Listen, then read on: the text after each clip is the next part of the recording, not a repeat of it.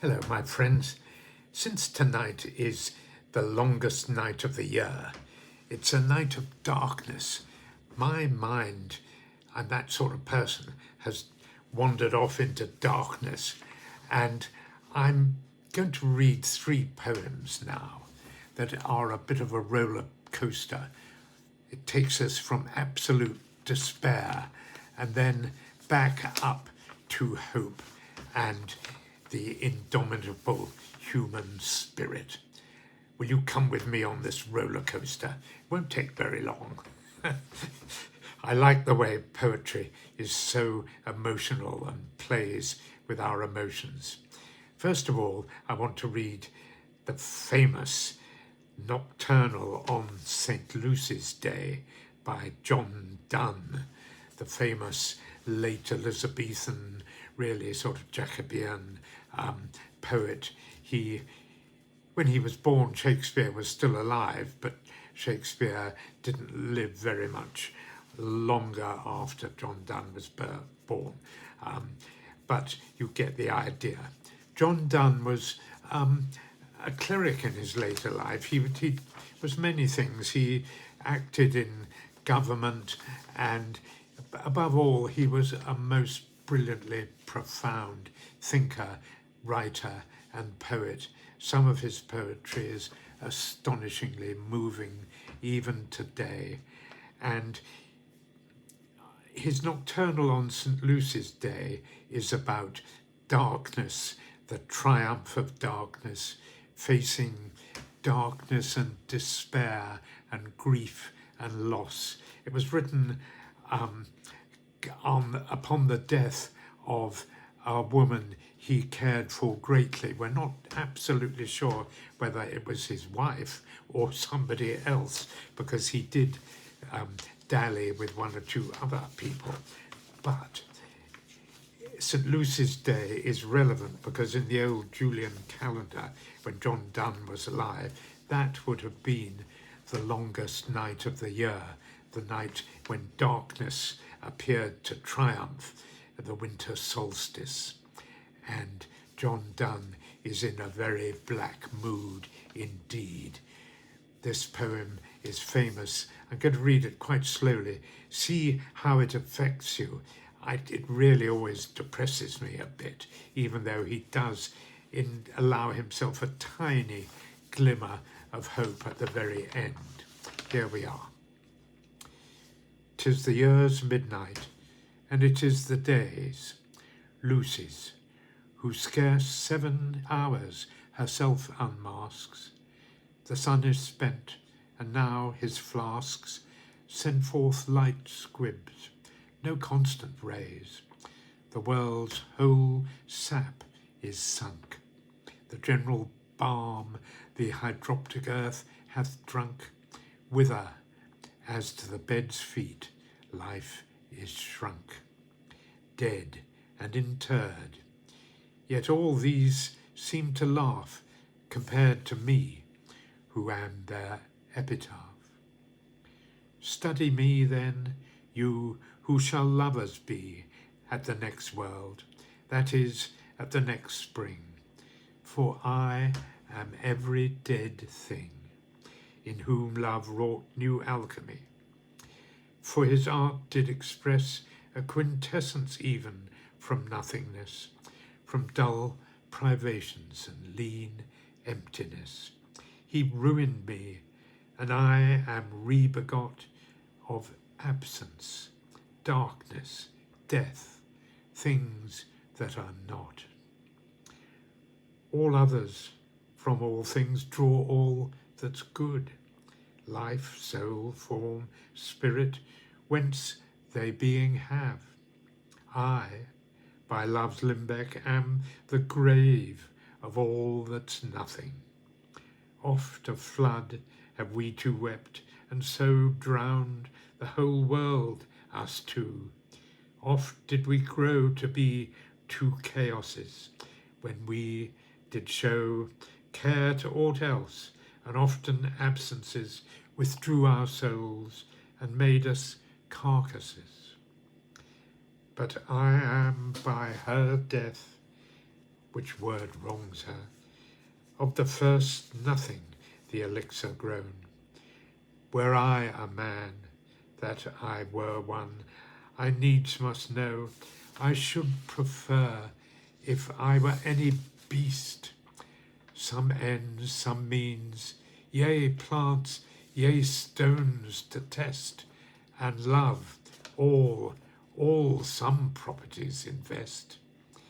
If I an ordinary nothing were, a shadow, a light, a body must be here, but I am none, nor will my sun renew.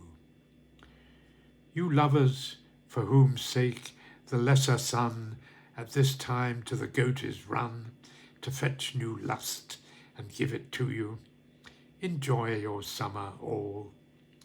Since she enjoys her long night's festival, let me prepare towards her, and let me call this hour her vigil and her eve, since this both the years and the day's deep midnight is.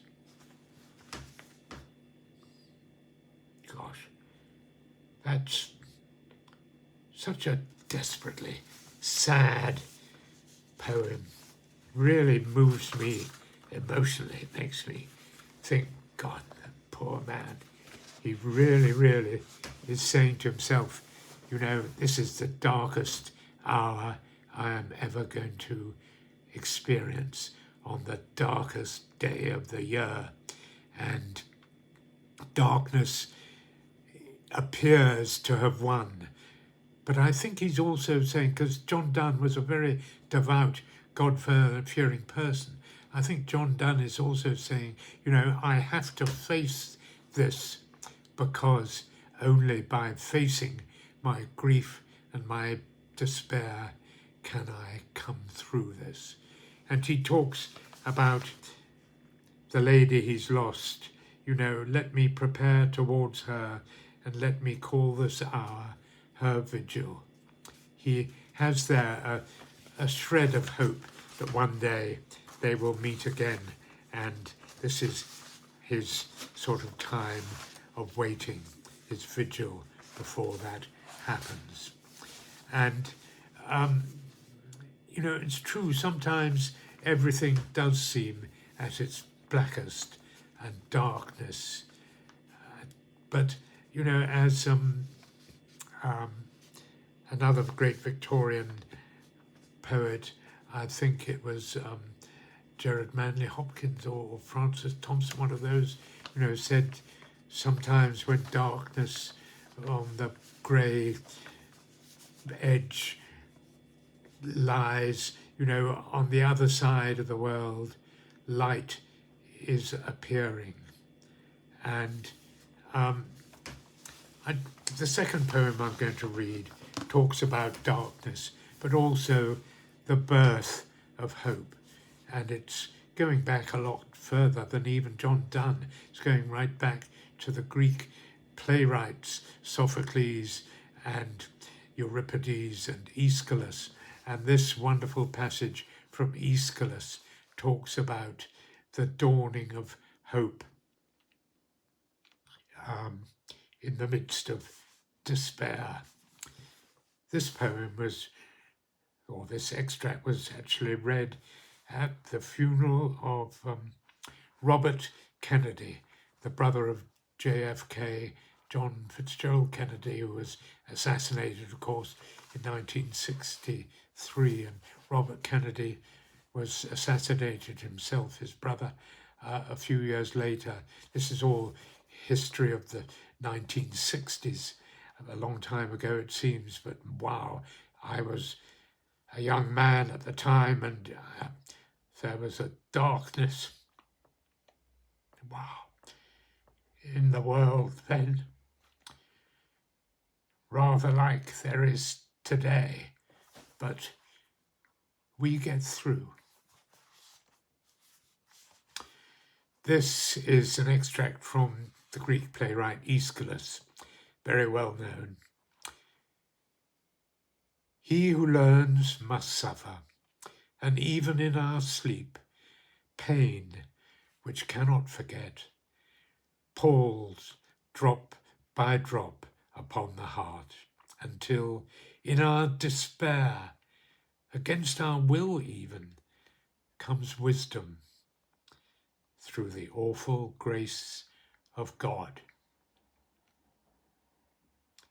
In other words, sometimes suffering is the way that we learn wisdom and gain hope and the knowledge and the ability to carry on. Well, the last poem I'm going to read is Inspiration, that wonderful Victorian poem Invictus by the poet WE Henley. It's so inspiring. I absolutely love it. It's inspired so many people. Here we are. Out of the night that covers me, black as the pit, from pole to pole, I thank whatever gods may be for my unconquerable soul. In the fell clutch of circumstance, I have not winced nor cried aloud. Under the bludgeonings of chance, my head is bloody but unbowed. Before this place of wrath and tears looms but the horror of the shade, and yet the menace of the years finds and shall find me unafraid. It matters not how strait the gate, how charged with punishment the scroll. I am the master of my fate. I am the captain of my soul. That's so wonderful. It really brings me back out of the pit of despair that I get from reading John Donne. Nelson Mandela, when he came out of prison after 28 years in prison in South Africa in terrible conditions, he said that poem I've just read, Invictus, was the one thing that kept him going through all those terrible years. And sometimes you just have to keep going and trust in the awful grace of God, as the Greek playwright Aeschylus put it. Happy Christmas, everybody. Next year's going to be better. Thank you for listening.